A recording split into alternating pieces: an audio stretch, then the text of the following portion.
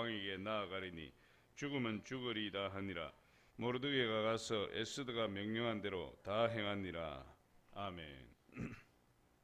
결단의 여인 에스더, 이런 제목으로 잠시 안내를 나누도록 하겠습니다. 이 에스더와 이 모르드게는 에스더의 사촌 오빠입니다. 사촌 오라버니. 그래서 이들이 바벨론 포로로 끌려갔던 유대인의 후손이다.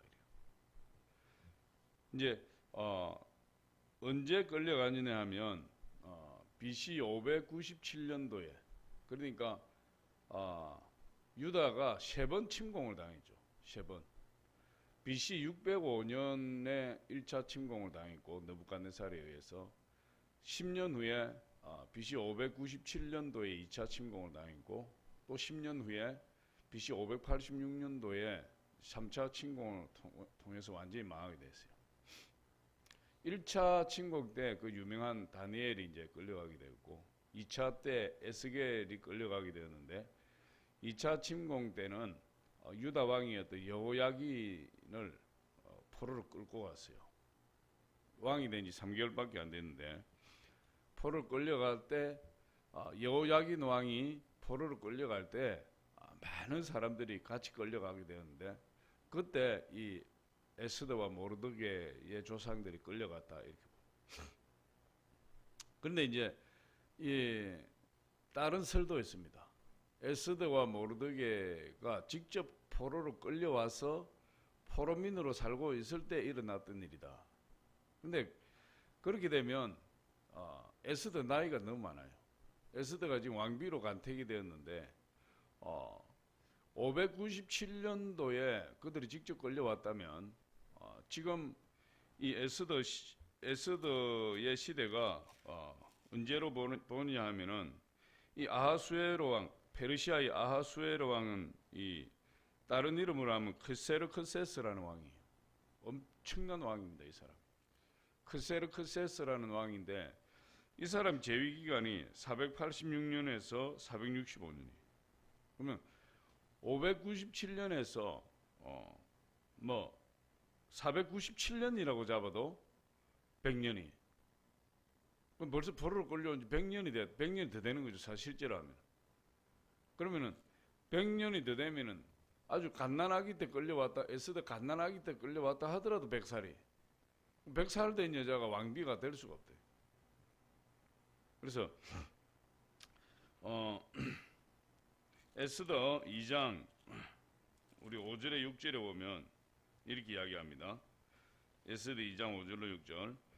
도성 수산에 한 유다인이 있으니 이름은 모르드게라. 그는 베냐민 자손이니 기스의 증손이요 시므이의 손자요 야일의 아들이라. 전에 바벨론 왕 느부갓네살이 예루살렘에서 유다 왕 여고냐와 백성을 사로잡아 갈 때에 모르드게도 함께 사로잡혀 갔더라. 7절에 보니까 그의 삼촌의 딸 하다사 곧 에스더는 부모가 없었으나 용모가 곱고 아리따운 처녀라. 그의 부모가 죽은 후에 모르드게가 자기 딸같이 양육하였더라. 그래서 여기서 6절에 전에 바벨론 왕 느부갓네살이 예루살렘에서 유다 왕 여고냐와 이 여고냐의 다른 이름이 여호야긴이 여호야긴 왕이다. 왕 유다 왕. 그래서 그때 이제 끌고 왔는데 우리 성경 하나만 찾아보면 열왕기하 24장 한번 찾아. 열왕기하 24장.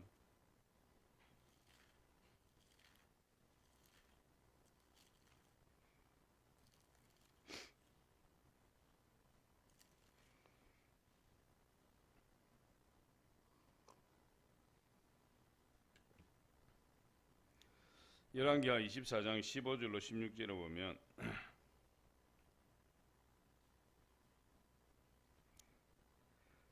열왕기하 24장 15절로 16절. 이거는 이제 이 느부갓네살이에요.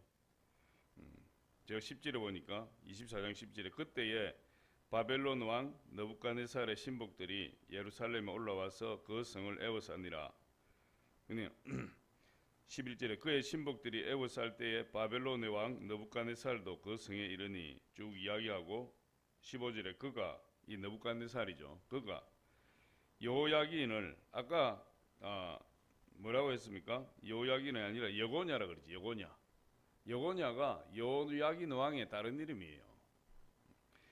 그가 여호야긴을 바벨론으로 사로잡아가고 왕의 어머니와 왕의 아내들과 내시들과 나라의 권세에 있는 자도 예루살렘에서 바벨론으로 사로잡아가고 또 용사 7,000명과 장인과 대장장이 1,000명 곧 용감하여 싸움을 할 만한 모든 자들을 바벨론 왕이 바벨론으로 사로잡아가고 바벨론 왕이 또 여호야긴의 숙부 마따니아를 대신하여 왕으로 삼고 그의 이름을 고쳐 시드기야라 하였더라. 그래서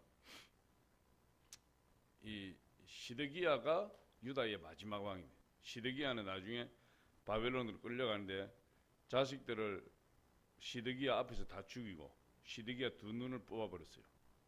두 눈을 뽑아버리고 쇠사슬에 묶어서 완전히 끌고 와서 바벨론에서 죽여버렸어요. 근데 여호야긴은 그렇게까지는 안 됐어요. 그래서 어쨌든 이 여호야긴 왕이 끌려갈 때 이 에스더서 2장 6절 5절 6절에 이야기하는 것이 그때 끌려갔다. 그때가 2차 침공 때니까 BC 597년이. 근데 10년 간격으로 3차 침공이 있었고 586년도에 완전 망했다. 586년도에. 어쨌든 그렇게 됐어요. 그래서 이들은 사촌간으로서 에스더는 부모님이 없고 사촌 오빠인 모르드게가 에스더를 키워서 모르드게가 에스더의 부모님처럼 그렇게 양육을 했다. 그게 이제 배경이죠. 그래서 어쨌든 이 에스더가 왕비로 간택이 됐어요. 아하수에르 왕, 크세르크세스 왕, 아주 대단한 엄청난 왕인데 역사적으로 보면 이 사람이 결국 그리스로 헬라를 침공해서 패배합니다. 대패하고 그 헬라를 침공하기 위해서 수백만 군대를 모아서 이렇게 원정을 떠났다가 패배하게 되는데 그런 엄청난 왕의 부인으로 간택된 사람이 에스더예요. 근데 이제 에스더가 왕비가 되고 나서 얼마 있지 않아서 페르시아의 제2인자였던 하만이 이 모르드게가 왕궁 문지기로 있었는데 모르드게는 누구에게도 엎드려 절을 하지 않습니다. 하나님만 섬기니까. 근데 하만이 그만한 사람인데 이름 비슷하게 그만한 사람인데 누구든지 자기가 절을 해야 되는데 이 모르드게가 절을 안 해요. 그래서 모르드게 뒷조사를 해보니까 이 사람 유대인이에요. 그래서 유대인을 전부 몰살시켜야 되겠다. 그 음모를 꾸미고 그 조서를 만들어서 왕에게 제가를 받았어요. 왕이 도장을 딱 찍었대요. 그래서 아달월 13일 날 전국 127도에 있는 근데 페르시아로부터 해서 저 엄청난 그 영토에 127개 도에 이르는 나라를 이루었는데 그 안에 있는 모든 유대인 다 죽이다. 거기에는 127도 안에는 팔레스타인도 들어가 있는. 그러니까 수백만의 유대인이 지금 다 몰살당한 그런 위기에 돼. 그때에 이제 모르드게가 이 왕비였던 에스더에게 기별을 하는 거예요. 네가 왕에게 나가서 유대인을 구원하라. 그러니까 에스더가 뭐라고 이야기합니까? 내가 왕에게 나간 지 지금 30일이 되었는데 허락 없이 왕에게 나가면 왕이 잘못하면 죽인다. 왜 그러냐면 왕이 검규를 내밀지 않으면 죽임을 당한다. 그게 왕실의 법도예요. 나는 지금 왕이 부름을 받지 못해서 30일 동안 왕의 얼굴도 보지 못했다. 그 이야기를 지금 이제 하는 거죠. 우리 에스더 오늘 본문 읽었는데 그 4장 11절에 보니까 왕의 신하들과 왕의 각 지방 백성이 다 알거니와 남녀를 막론하고 부름을 받지 아니하고 안뜰에 들어가서 왕에게 나가면 오직 죽이는 법이요 왕이 그 자에게 금규를 내밀어야 살 것이라. 이제 내가 부름을 입어 왕에게 나가지 못한 지가 이미 30일이라 하라 하니라. 에스더도 왕비지만 왕이 부르지 않는데 나가면 죽는 거예요. 그냥 죽이는 거예요. 사는 것은 왕이 금규를 손에 쥐고 있는 그 통치권 그 왕 금규를 내밀어야 그래야 살 수 있대. 그렇지 않으면은 주위에 호위하는 군사들이 그냥 바로 죽이는 거예요. 그런 상태에서 이 에스더가 모르드게의 회신을 받고는 그러면 내가 죽으면 죽으리라 하고 왕에게 나가겠다. 그 대신에 나를 위해서 온 유대인이 3일 동안 밤낮으로 금식 기도해라. 나도 금식 기도하겠다. 그러고는 이제 금식을 하는 거죠. 그래서 결과적으로는 그 문제를 이제 해결하죠. 해결하고 역전성을 이루게 돼요. 그래서 이 에스더에 대해서 오늘 몇 가지 알면, 첫 번째로 이 에스더는 문제 앞에서 금식하고 기도한 여인이었다. 그게 참 중요한 거예요. 그래서 하나님은 우리에게 문제가 있을 때 기도하라고 이야기해요. 기도하라고. 특별히 큰 문제가 오면 뭘 해야 되는 거죠? 금식하고 기도해라. 금식기도. 참 금식기도가 강력한 기도인데 요즘은 뭐 금식기도가 많이 없어졌어요. 기도원에 가도 금식하는 사람 많이 없어요. 우리 한 20년 전만 해도 뭐 문제가 생기면 금식하고, 기도원 이름도 그냥 기도원이 아니고 금식기도원이다. 강남 금식기도원, 오살리 채잘실 기념 금식기도원, 양평 금식기도원. 예전에는 기도원이 전부 금식기도원이었어요. 지금도 뭐 금식기도원이라는 타이틀을 달고 있기는 하지만 가보면 금식하는 사람 별로 없어요. 금식을 해도 뭐 한 2, 3일, 많이 하면 2, 3일, 안 그러면 뭐 하루에 한 끼, 뭐 이런 식으로 금식. 그런데 금식할 때 강력하고 마귀가 틈타지 못해요. 왜? 나를 죽이기 때문에. 내가 죽으면 마귀가 틈타지 못하는 거예요. 그러니까 정말 하나님 앞에 응답받아야 될 그런 기도의 제목이 있다. 내가 목숨 걸고 하는 기도가 금식기도. 어쨌든 이 에스더가 금식기도. 우리 16절에 보니까 당신은 가서 수산에 있는 유대인들을 다 모으고 나를 위하여 금식하되 밤낮 3일을 먹지도 말고 마시지도 마소서. 나도 나의 시녀와 더불어 이렇게 금식한 후에 규례를 어기고 왕에게 나아가리니 죽으면 죽으리이다 하니라.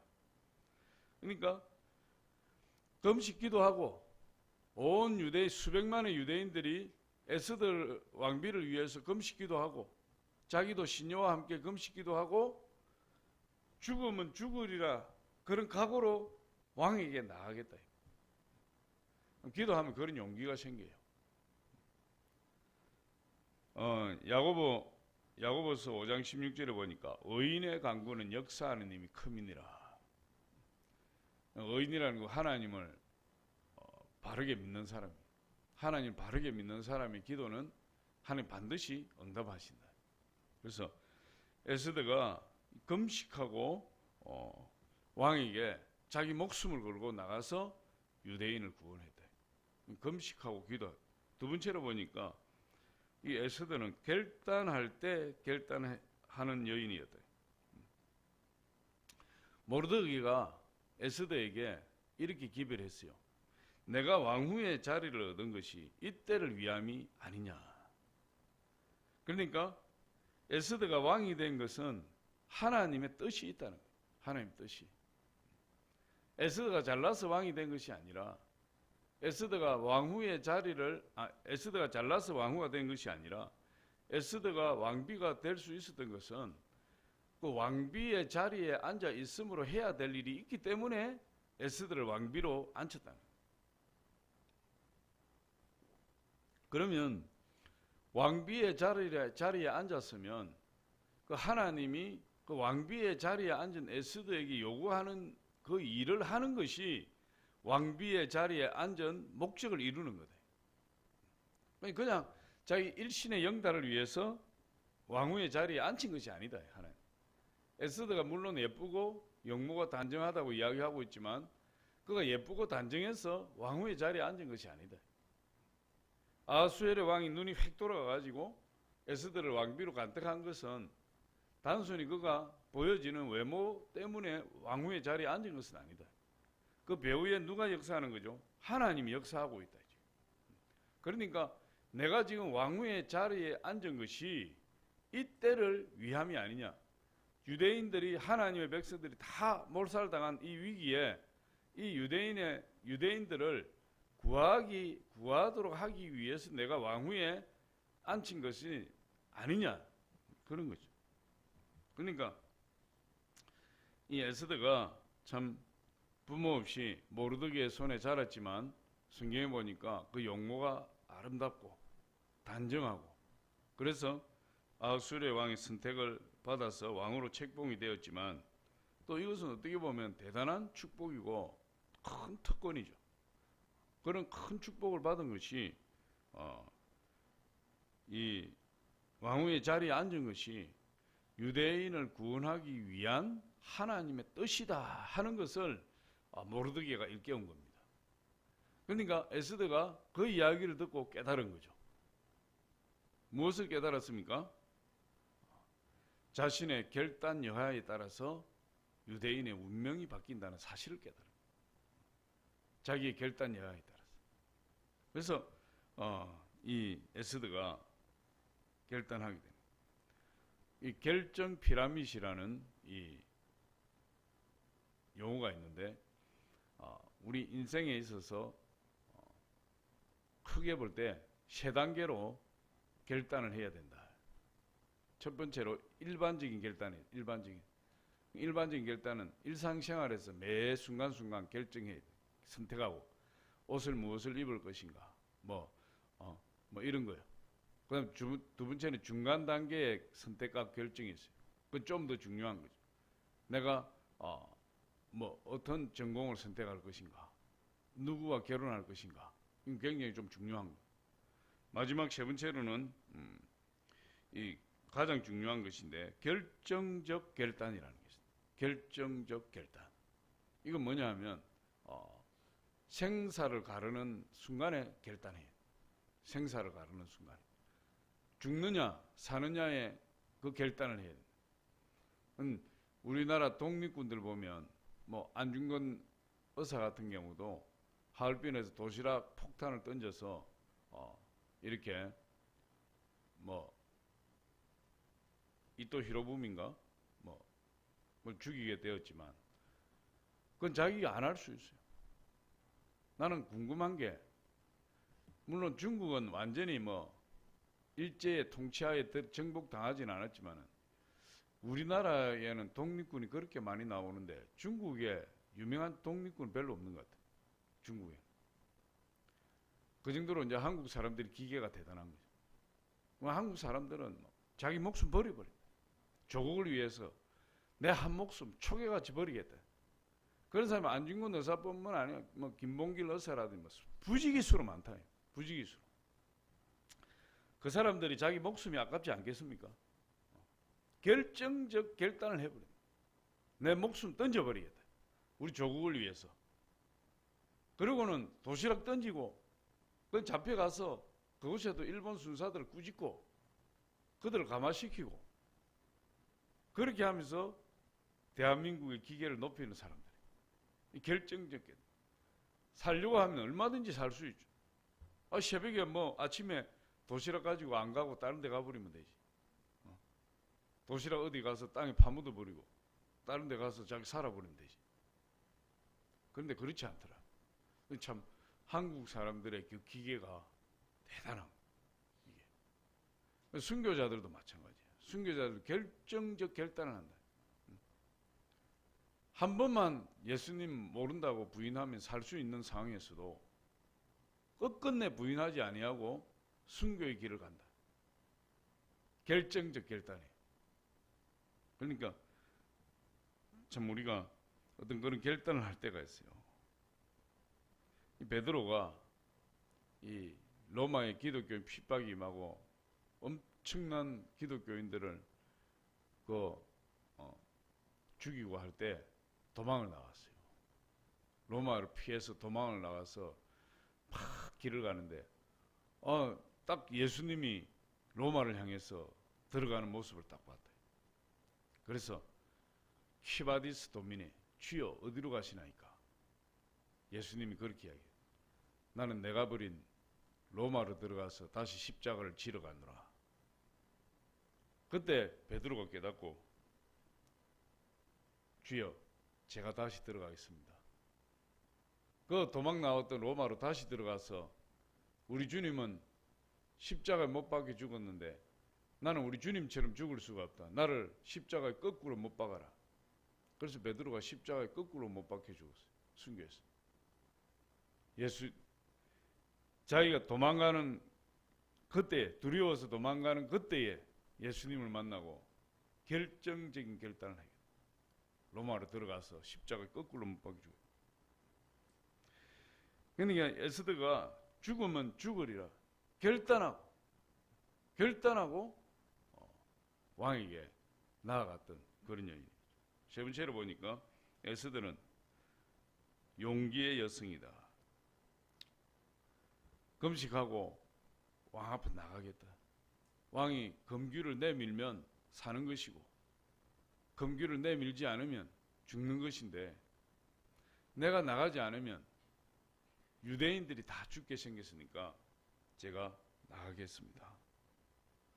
그리고 금식하고 나간 겁니다. 5장 1절로 2절에 보니까 제3일에 에스더가 왕후의 예복을 입고 왕궁 안 뜰 곧 어전 맞은편에 서니 왕이 어전에서 전문을 대하여 왕자에 앉았다가 왕후 에스더가 뜰에 선 것을 본적 매우 사랑스러움으로 손에 잡았던 금규를 그에게 내미니 에스더가 가까이 가서 금규 끝을 만진지라. 이 에스더가 아주 왕후의 옷을 탁 차려입고 3일 금식하고 화장을 약간 하고 이렇게 왕 앞에 딱 나가니까 왕이 막 그 보좌에 앉아 있다가 촥 들어오는 그 왕후 에스더를 보는데 얼굴이 막 빛이 나는 거예요. 얼굴이 막 빛이 확 나는데 너무너무 아름다워요. 너무너무. 금식하면 빛이 나요. 할렐루야. 금식하면 얼굴이 아름다워. 금식을 하면 딱 그 어떤 포인트가 있어요. 그때 가면 얼굴이 천사처럼 돼요. 금식을 하다. 그때 지나면 또 이제 쭈글쭈글해지는데 이제 금식을 여성분들이 많이 하면 팍 늙어요.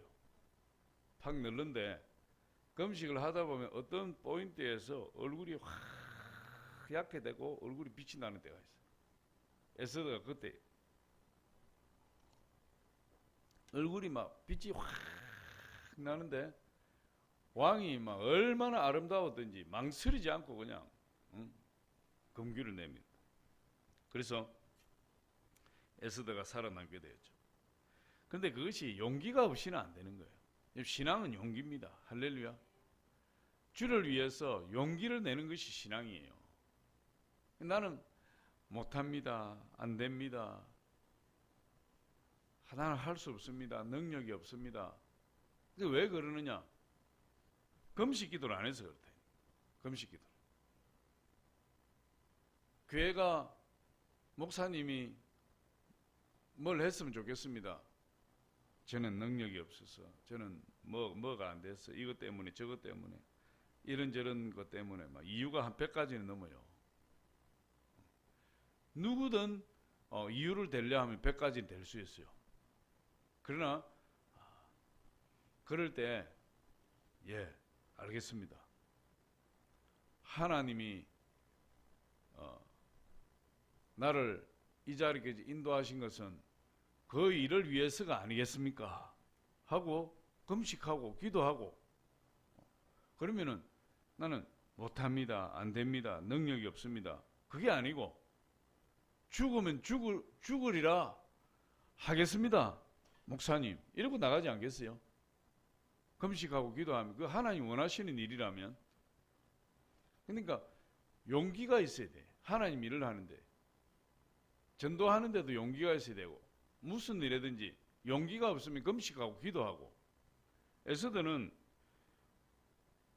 목숨을 거는 그런 용기를 내었던 사람이에요. 결과적으로 어떻게 됐습니까? 왕이 금규를 내밀므로 인해서 그걸 붙들고 그때부터 왕을 위한 잔치를 열고 하만과 왕을 위한 잔치를 열어서 그 잔치를 베푸는 동안에 하만의 모든 계략을 다 드러내서 하만을 잡아서 하만이 모르드게를 달려고 세웠던 그 높은 장대 위에 하만을 달아서 죽이고 유대인들이 한날 한시에 다 구원받고 하나님의 놀라운 역사를 경험하게 되죠. 그래서 이 에스더를 통해서 유대인들이 다 노임을 받게 되었어요. 그 정도로 하나님 앞에 쓰임받은 여인이죠. 그래서 에스더는 문제 앞에서 문제가 있을 때 금식하고 기도했고 결단해야 될 때 결단했고 용기 있게 왕 앞에 나갔던 그런 여인이었다. 그래서 에스더서예요. 자기 이름을 땄다. 에스더. 이제 에스더의 특징 중에 하나가 에스더서에는 하나님, 예수님, 이런 용어 자체가 없어요. 그런데 그래서 이게 본래 정경으로 선정이 될 때 논란도 있었지만 그 내용을 보면 전혀 그렇죠. 에스더가 하나님께 부름받아서 하나님 위해 쓰임받은 위대한 여인으로 성경에 남겨진 그런 인물이 되었습니다. 기도하겠습니다. 아버지 하나님 감사합니다. 오늘도 주님 함께 하시고